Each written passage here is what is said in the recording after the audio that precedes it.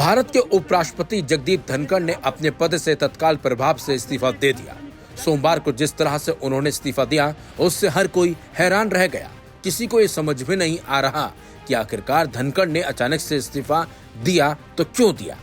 हालांकि उन्होंने राष्ट्रपति द्रौपदी मुर्मू को संबोधित एक पत्र में स्वास्थ्य संबंधी कारणों चिकित्सा सलाह का हवाला देते हुए संविधान के अनुच्छेद 67A के तहत अपने इस्तीफे की घोषणा की। राष्ट्रपति मुर्मू को संबोधित अपने पत्र में जगदीप धनखड़ ने लिखा, स्वास्थ्य की प्राथमिकता और चिकित्सीय सलाह का पालन करते हुए मैं भारत के उपराष्ट्रपति पद से तत्काल प्रभाव से त्यागपत्र दे रहा हूं। उन्होंने राष्ट्रपति को उनके सहयोग और सौहार्दपूर्ण संबंधों के लिए धन्यवाद दिया। साथ ही प्रधानमंत्री और मंत्रिपरिषद को भी उनके सहयोग और मार्गदर्शन के लिए आभार व्यक्त किया। धनखड़ का इस्तीफा ऐसे समय में आया जब संसद के मानसून सत्र का एक दिन ही बीता था। ऐसे में स्वास्थ्य कारणों का हवाला देकर इस्तीफे देने के बाद कई एक्सपर्ट्स के गले नहीं उतर रही है।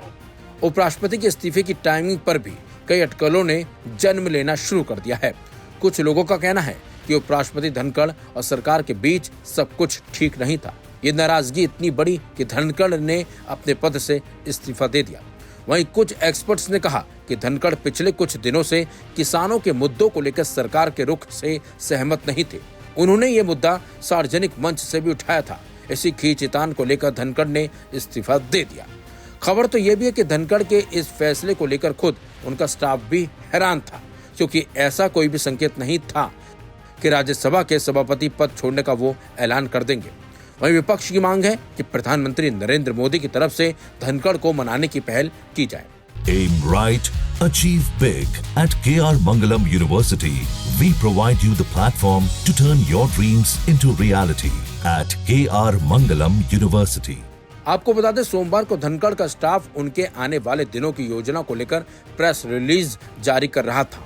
इसमें दलों के नेताओं से मुलाकात से लेकर बुधवार को राजस्थान के रियल एस्टेट डेवलपर्स से मीटिंग तक शामिल थी।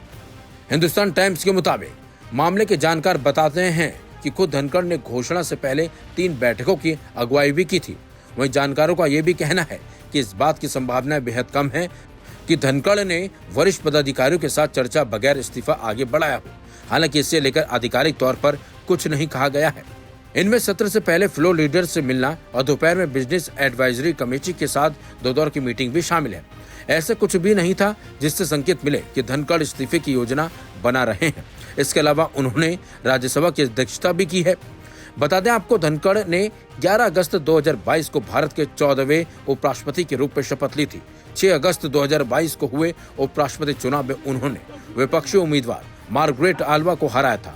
जगदीप धनखड़ को कुल 725 में से 528 वोट मिले थे, जबकि मार्गरेट आल्वा को 182 वोट मिले थे। उपराष्ट्रपति बनने से पहले वह पश्चिम बंगाल के राज्यपाल भी रहे हैं। लेकिन जिस तरीके से उन्होंने